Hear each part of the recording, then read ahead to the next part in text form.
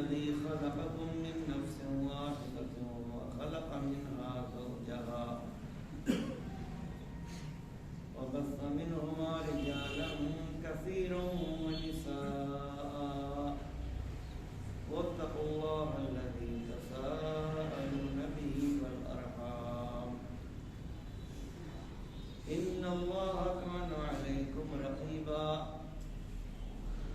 يا أيها الذين آمنوا اتقوا الله وقولوا قولا سديدا يصلح لكم أعمالكم ويغفر لكم ذنوبكم ومن يطع الله ورسوله فقد فاز فوزا عظيما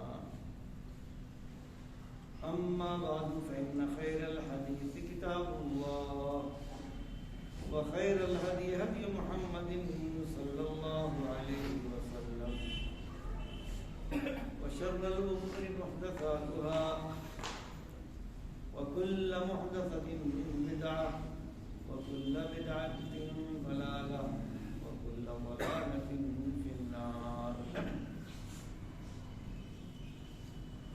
أعوذ بالله السميع العليم من الشيطان الرجيم. بسم الله الرحمن الرحيم. من عمل صالحا من ذكر أو أنثى وهو مؤمن فلنحيينه حياة طيبة ولنجزينهم أجرهم بأحسن ما كانوا يعملون.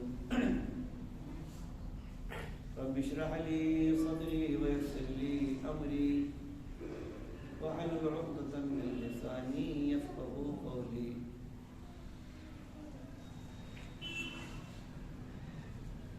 حاضرین کرام، بزرگوں، دوستوں اور خواتین ملت اسلامیہ،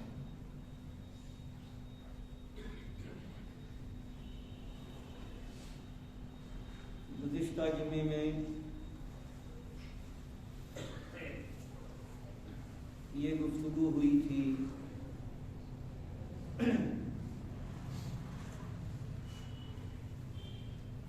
کہ ایمان کے ساتھ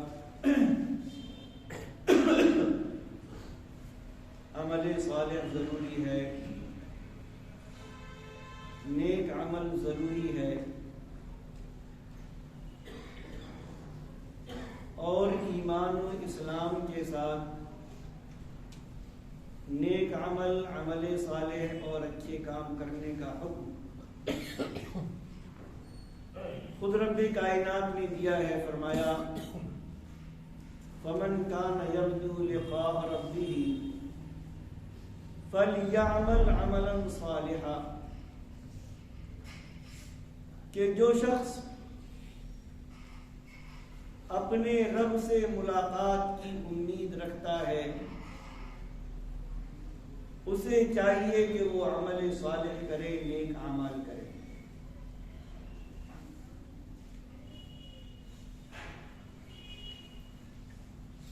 اور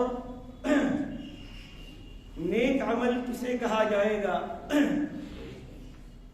کیا ہوگا اچھا کام؟ کیا ہوگا وہ عمل صالح کہ جس کو بندہ رب کی خوشنودی کے لیے، اپنے خالق و مالک کی رضامندی کے لیے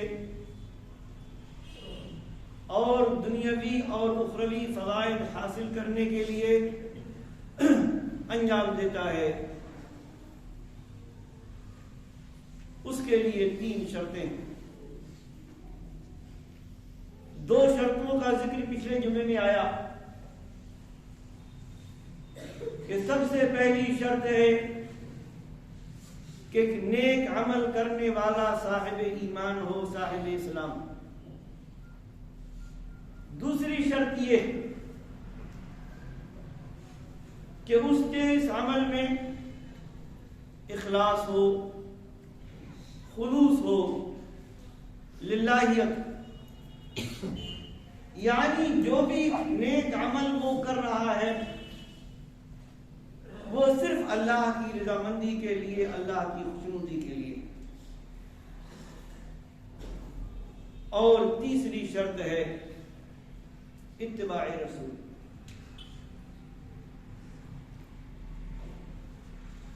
یعنی جو بھی کام آدمی نیک عمل سمجھ کے کرتا ہے اس کا وہ کام ہونا کیسے چاہیے. آج ہم چھوٹی سی مشین لیتے ہیں, اس کے لیے ہم گائیڈ اس میں تلاش کرتے ہیں. کمپنیاں گائیڈ دیتی کہ اگر اس مشین کو صحیح ڈھنگ سے چلانا ہے اور اس کا ویسے ہی فائدہ اگر حاصل کرنا کہ جو فائدہ کمپنی کے پیش نظر اور جس فائدے کے لیے ہم نے اور آپ نے اس کو لیا ہے, خریدا, تو ضروری ہے کہ کمپنی نے جو ہدایات دی, جو قواعد بنائے ہیں, جو اصول بنائے ہیں, جو ضابطے بنائے ہیں, اس کے مطابق مشین کو چلانا پڑے گا. یہ دین, یہ ایمان, یہ اسلام جو رب کائنات نے ہمیں عطا فرمایا, ایسا نہیں کہ جو آدمی جو چاہے, میں بھی مسلمان ہوں اس لیے جو چاہوں کروں, زید بھی مسلمان ہے وہ بھی جو چاہے کرے, عبد الرحمان بھی مسلمان ہے وہ جو چاہے کرے, عبد الخالق بھی مسلمان ہے وہ بھی جو چاہے کرے. نہیں, بلکہ ضابطہ ہے, منشور ہے, ہدایات ہے قرآن کی روشنی میں, اور ہدایات ہے پیارے رسول صلی اللہ علیہ وآلہ وسلم کے اقوال, آپ کے افعال اور آپ کی حیات طیبہ کی صورت میں. لقد کان لکم فی رسول اللہ اسوۃ حسنہ, خاتم النبیین امام الانبیاء صلی اللہ علیہ وآلہ وسلم کو قدوہ بنایا گیا, نمونہ بنایا گیا. اللہ نے قرآن مجید نازل فرمایا. ظاہر ہے اللہ کو ہم دیکھ نہیں سکتے, اللہ نہیں آئے گا ہمیں بتانے کے لیے, لیکن قرآن کی تعبیر اور تشریح کے لیے, قرآن کے احکام کی وضاحت کرنے کے لیے, قرآن کی تعلیمات پر صحیح معنوں میں عمل کرنے کے لیے, کہ قرآن میں اللہ تعالی نے جو تعلیمات دی ہیں وہ کما حقہ ادا ہوں, بندہ ان پر عمل کرے. ضروری ہے کہ اس ذات گرامی کی سیرت طیبہ کو سامنے رکھا جائے جس ذات گرامی پر وہ قرآن مجید نازل ہوا, اور جس ذات گرامی کی ذمہ داری ہی اللہ تعالیٰ نے بیان فرمائی. وَأَنزَلْنَا إِلَيْكَ الذِّكْرَ لِتُبَيِّنَ لِلنَّاسِ مَا نُزِّلَ إِلَيْهِمْ. ہم نے آپ کی طرف قرآن مجید کو نازل کیا تاکہ آپ لوگوں کے لیے, لوگوں کے سامنے اس کی وضاحت کر دیں.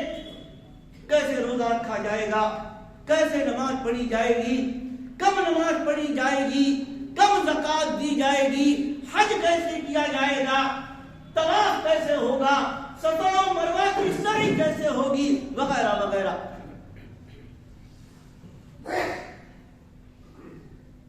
نبی کی اتباع ضروری ہے, ورنہ تو ایک صحابی رسول نے, عربی زبان ان کی, عرب کے رہنے والے, کیا عربی زبان سمجھنے میں کوئی دقت ہو سکتی تھی؟ عرب کے رہنے والے, قرآن کا حکم نازل ہوا وَكُلُوا وَاشْرَبُوا حَتَّى يَتَبَيَّنَ لَكُمُ الْخَيْطُ الْأَبْيَضُ مِنَ الْخَيْطِ الْأَسْوَدِ مِنَ الْفَجْرِ. آج جو ہم کہتے ہیں نا یہ بھی ٹھیک ہے وہ بھی ٹھیک ہے, صاحب قرآن ہی تو پڑھا جا رہا ہے, صاحب دعا ہی تو مانگی جا رہی ہے, یہ کیا جا رہا ہے وہ کیا جا رہا ہے. اگر نبی کی سنت نہیں ہے, نبی کا طریقہ نہیں ہے, تو ہم کچھ بھی سمجھ کے کریں وہ اللہ تعالیٰ کے یہاں قابل قبول نہیں ہو سکتا. عرب کا رہنے والا, عربی کو جاننے والا, قرآن مجید کی یہ آیت پڑھتے ہیں وہ صحابی رسول, اور تکیے کے نیچے 2 دھاگے رکھ لیتے ہیں, 2 دھاگے, خیط سفید کا معنی دھاگا ہوتا ہے عربی میں، اسود کا معنی کالا اور ابیض کا معنی سفید، دو دھاگے رکھ لیتے ہیں اور سمجھتے یہ ہے کہ جب تک اتنا اجالا نہ ہو جائے، ظاہر ہے کوئی لائٹیں تو ہمارے زمانے کی طرح تھی نہیں کہ رات بھی آج کل دن کی طرح، تو انہوں نے یہ سمجھا کہ جب تک اتنا اجالا نہ ہو جائے کہ دونوں دھاگے الگ الگ نہ دکھائی دینے لگے، تب تک آدمی کھا پی سکتا ہے۔ پیارے نبی صلی اللہ علیہ وآلہ وسلم کو جب معلوم ہوا تو آپ نے اپنے ان صحابی کو بتایا کہ یہ مقصد نہیں ہے، یہاں سفید اور کالے دھاگے سے مراد ہے رات کی تاریکی اور صبح صادق کا اجالا، کہ جب تک صبح صادق کا اجالا نہ ہو جائے، صبح صادق نہ ہو جائے، فجر کا وقت نہ ہو جائے، تب تک روزہ رکھنے والا کھا پی سکتا ہے سحری کے نام پر، اور جب فجر کی سفیدی ظاہر ہو جائے جس کے بارے میں آپ نے فرمایا تو اس طریقے سے پھیلتی، جب یہ ہو جائے تو پھر کھانا پینا بند۔ نبی کی سنت کتنی ضروری، کسی بھی عمل کو صالح ہونے کے لیے، نیک ہونے کے لیے، رب کائنات کے یہاں قابل قبول ہونے کے لیے، ایک مشہور حدیث شاید ہم نے اور آپ نے سنی بھی ہوگی، آج پھر اس کا ریویژن کر لیں۔ صحیح بخاری کی روایت، 3 صحابی اللہ کے نبی صلی اللہ علیہ وسلم کی ایک زوجہ محترمہ کے پاس آئے، ہم سب کی ماں امہات المومنین میں سے ام المومنین کے پاس آئے اور پیارے نبی صلی اللہ علیہ وسلم کی عبادت کے بارے میں پوچھا کہ آپ کیا عبادت کرتے ہیں، فرض نہیں نفل۔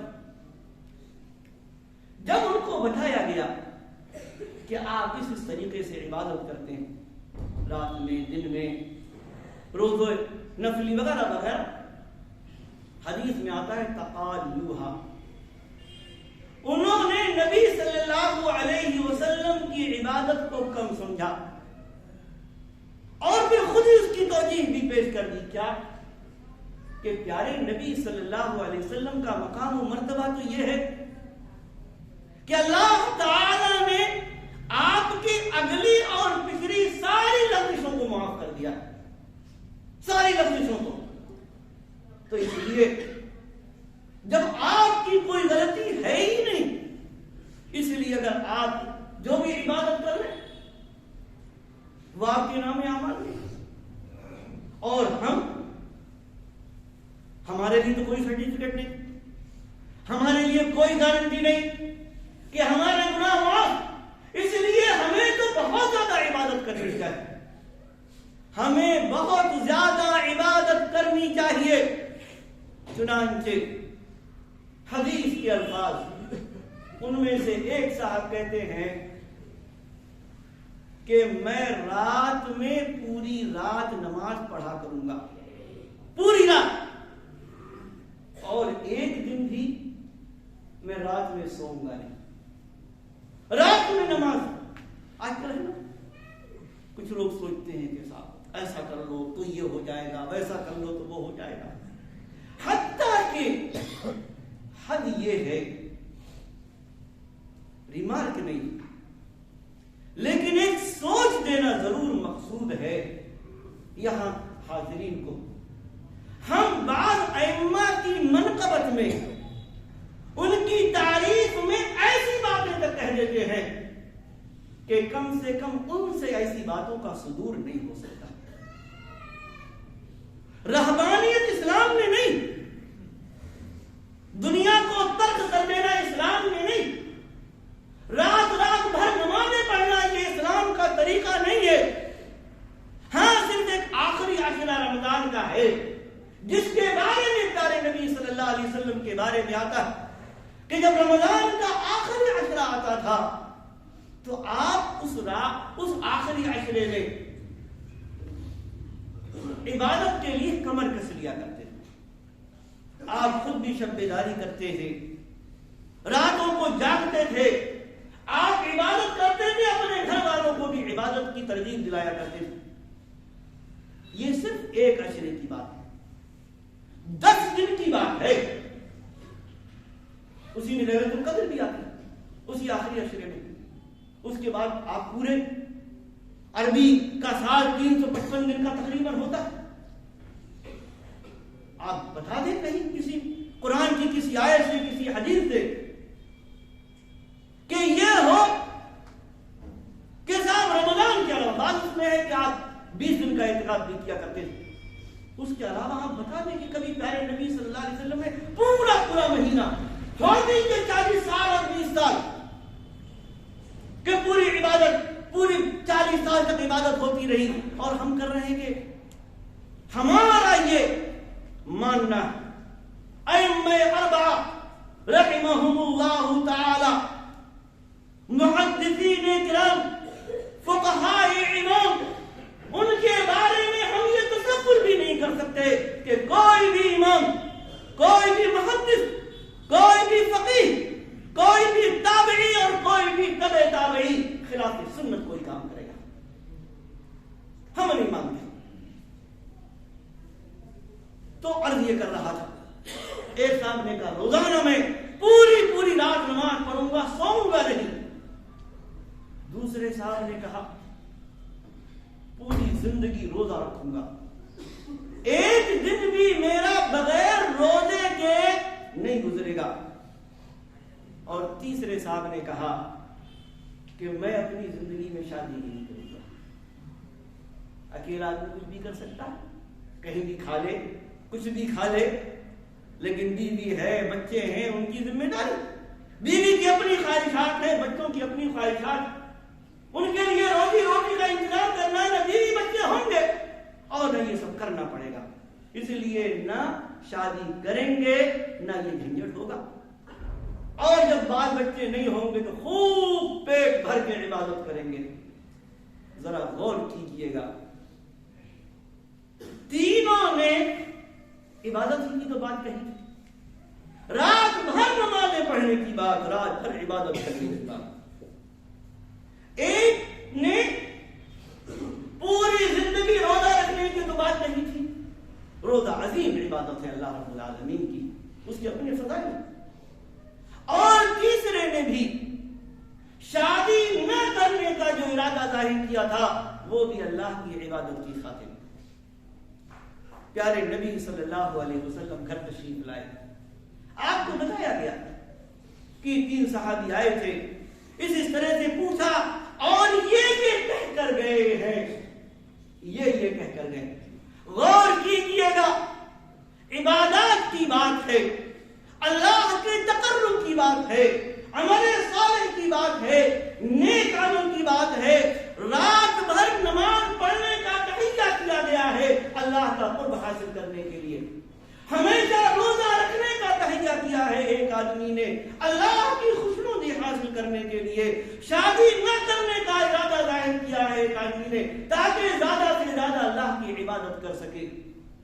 نیک عمل کے لیے, اللہ کی عبادت کے لیے پیارے نبی صلی اللہ علیہ وسلم کو جب معلوم ہوا, آپ نے صرف انہیں 3 کو مخاطب کرتے ہوئے نہیں بلکہ جو بھی اس وقت موجود تھے ان سب کو مخاطب کرتے ہوئے فرمایا, اور یہ صرف انہیں کے لیے نہیں تھا بلکہ وہ حدیث صحابہ نے بیان کی, صحابہ سے تابعین نے بیان کی, تابعین سے تبع تابعین نے بیان کی, اور آج وہ پیارے نبی صلی اللہ علیہ وسلم کی حدیث ہمارے پاس موجود اور قیامت تک موجود رہے گی اور بتاتی رہے گی کہ لوگوں, رب کی خوشنودی کے لیے جو بھی عمل کیا جائے گا اگر وہ نبی کے, رب کے بھیجے ہوئے رسول کے, امام الانبیاء کے طریقے کے مطابق نہیں ہوگا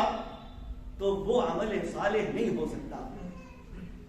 آپ نے فرمایا انتم الذین قلتم کذا وکذا, تم لوگوں نے یہ بات کہی ہے کہ رات بھر نمازیں پڑھیں گے, سوئیں گے نہیں, شادی نہیں کریں گے, ہمیشہ روزہ رکھیں گے, بغیر روزے کے نہیں رہیں گے. آپ نے فرمایا سنو,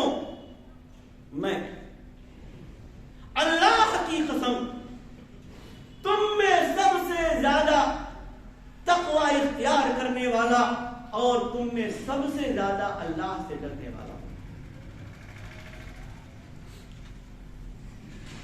اما واللہ انی لاخشاکم للہ واتقاکم لہ. تمہارا تقوی، تمہاری پرہیزگاری، تمہاری خشیت، تمہاری للہیت، تمہارا اخلاص میرے مقابلے کا نہیں ہو سکتا. ظاہر ہے امام الانبیاء، اللہ کے نبی ہیں، اللہ کے رسول ہیں، سید ولد آدم ہیں. فرمایا تم میں سب سے زیادہ اللہ سے ڈرنے والا اور اللہ کا تقوی اختیار کرنے والا. اس کے باوجود میرا حال کیا ہے؟ اصلی اللیل فارقد. میں رات میں نماز بھی پڑھتا ہوں اور سوتا بھی ہوں. وَأَصُومُ وَأُفْطِرُ. اور میں کبھی روزے سے بھی ہوتا ہوں اور کبھی روزے سے نہیں بھی ہوتا. ایک حدیث میں اللہ کے نبی صلی اللہ علیہ وسلم نے فرمایا تھا کہ سب سے بہترین صوم، سب سے بہترین روزہ داؤد علیہ السلام کی طرح روزہ رکھنا ہے. یہ نبی کا فرمان. اور داؤد علیہ السلام کا طریقہ کیا تھا؟ ایک دن روزہ رکھتے تھے اور ایک دن بغیر روزے کے رہتے تھے. آپ نے فرمایا میرا بھی حال یہ کہ میں کبھی روزہ رکھتا بھی ہوں اور کبھی روزہ نہیں بھی رکھتا. آج جانتے ہیں، پڑھا ہوگا، آپ نے سنا ہوگا کہ فرض روزے کی نیت صبح صادق سے پہلے کرنا ضروری ہے اور نفل روزے کی نیت زوال آفتاب سے پہلے کی جا سکتی ہے. حدیث میں آتا ہے امہات المومنین میں سے پیارے نبی صلی اللہ علیہ وسلم کی ایک زوجہ محترمہ بیان کرتی ہے کہ اللہ کے نبی صلی اللہ علیہ وسلم گھر آتے تھے، تشریف لاتے تھے اور آپ پوچھتے تھے کہ کیا گھر میں کچھ کھانے کو ہے؟ اگر ہوتا تو آپ کھا لیتے تھے، تناول فرما لیتے، اور اگر نہیں ہوتا تو آپ کہتے کہ میں آئی روزے سے. تو آپ نے فرمایا کہ میں روزہ رکھتا بھی ہوں اور نہیں بھی رکھتا. وَأَتَزَوَّجُ النِّسَاءَ. اور میں نے شادیاں بھی کی. اللہ کے حکم سے، اللہ کی اجازت سے پیارے نبی صلی اللہ علیہ وسلم نے 11 شادیاں کی. 11. آپ کی وفات کے وقت آپ کی 9 بیویاں، ہم سب کی 9 مائیں، پوری امت کی 9 مائیں موجود تھیں. اور امتیوں کے لیے ایک وقت میں 4 شادیوں کی اجازت ہے، اس سے زیادہ کی نہیں. فرمایا میں نے شادیاں دی اور اس کے بعد جو فرمایا وہ اور کیجیے گا. آج ہم سوچتے ہیں نا کہ یہ کر لو کیا ہو جائے گا، یہ اچھا ہی تو کام، نیک کام ہی تو ہے، تو اچھا ہی تو کام، اس میں کیا پریشانی ہو گئی؟ فرمایا فمن رغب عن سنتی فلیس منی. رات کو نفل نماز پڑھنا اور سونا، سال کے ایام میں روزے رکھنا اور روزے نہیں بھی رکھنا، نفل کی بات، اور شادیاں کرنا، یہ میری سنت ہے، یہ میرا طریقہ. اور فرمایا فمن رغب عن سنتی، جس نے میری سنت سے اعراض کیا، جس نے میری سنت کو چھوڑ دیا، جس نے میرے طریقے کو چھوڑ دیا، جس نے مجھ کو سوا نہیں مانا اور رب کی خوشنودی حاصل کرنے کے لیے، رب کی رضامندی حاصل کرنے کے لیے اپنے طور پر کسی عمل کو عمل صالح قرار دے دیا، نیک عمل قرار دے دیا، اچھا عمل قرار دے دیا، فلیس منی، وہ میرے طریقے کا نہیں. ہم میں سے کون ایسا شخص ہوگا جو یہ سوچے کہ میں نیک کام کروں اور نبی کی سنت کے مطابق نہ ہو، نبی کے طریقے کے مطابق نہ ہو؟ کیا ہم میں سے کوئی ایسا ہوگا؟ اگر نہیں تو یاد رکھیں کہ عمل صالح کے یا کسی بھی عمل کے نیک ہونے کے لیے تیسری بنیادی شرط ہے اتباع سنت. یہ 3 چیزوں کا میں نے ذکر کیا. اگر ان میں سے کوئی ایک چیز بھی نہ ہو تو یاد رکھیے گا وہ کوئی بھی عمل صالح نہیں ہو سکتا، نیک عمل نہیں ہو سکتا. اتباع سنت ہو، اخلاص ہو لیکن ایمان نہ ہو، ایمان ہو اتباع سنت ہو لیکن اخلاص نہ ہو، ایمان و اسلام ہو، اخلاص ہو لیکن اتباع سنت نہ ہو، وہ عمل صالح نہیں ہو سکتا۔ بڑی بہترین بات امام مالک رحمہ اللہ نے ایک مرتبہ کہی تھی۔ انہوں نے کہا تھا کہ جو آدمی دین میں نئی چیز ایجاد کرے، یاد رکھیے گا،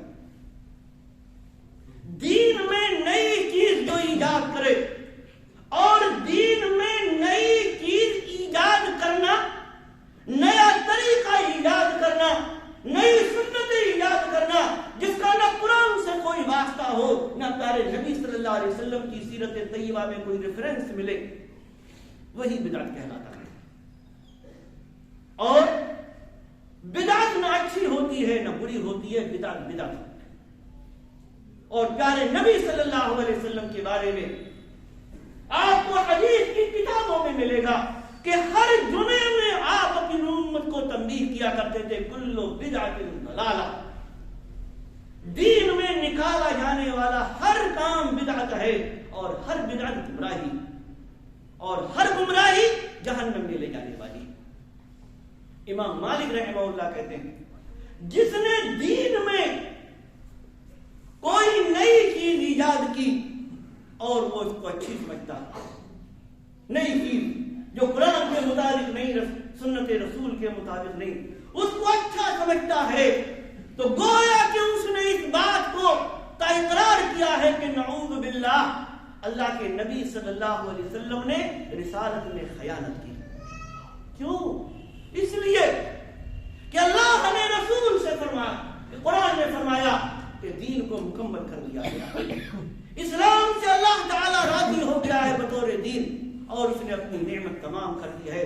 گویا کہ آج ہم جو دین کے نام پر کوئی بھی چیز اگر ایجاد کر رہے ہیں، نبی کی حیات طیبہ میں اگر اس کا ثبوت نہیں ہے تو نعوذ باللہ گویا کہ ہم یہی تو بتانا چاہتے ہیں کہ یہ کام بھی اچھا ہے، یا تو اللہ نعوذ باللہ بھول گیا یا نبی صلی اللہ علیہ وسلم نے ہم کو نہیں بتایا۔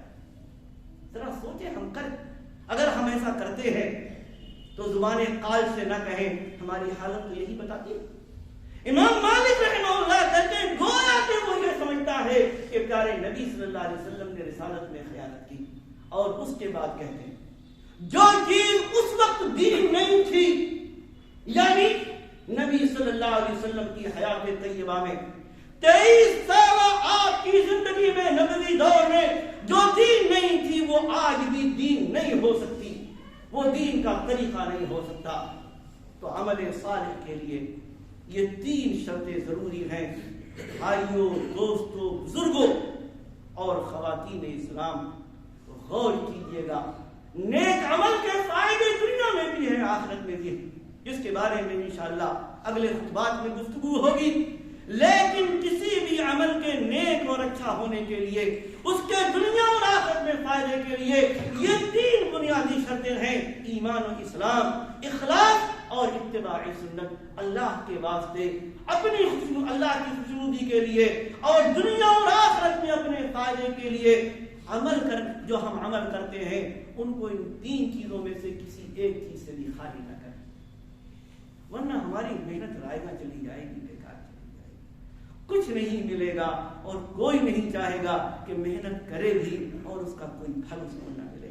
اللہ تبارک و تعالی ہمیں نیک اعمال کی توفیق عطا فرمائے، نیک اعمال کی شرطوں کو ان نیک اعمال میں ملحوظ رکھنے کی توفیق عطا فرمائے، اتباع سنت کا رب کائنات ہمیں خوگر بنائے، اخلاص للہیت ہمارے اعمال میں پیدا فرمائے، ہمیں ایمان پر رب کائنات قائم و دائم رکھے، اور جب ہمارا خاتمہ ہو تب بھی ایمان پر ہو۔ آمین۔ بارک اللہ لنا ولکم فی القرآن العظیم ونفعنی وإیاکم بالآیات والذکر الحکیم، انہ تعالی جواد کریم ملک بر رؤوف رحیم۔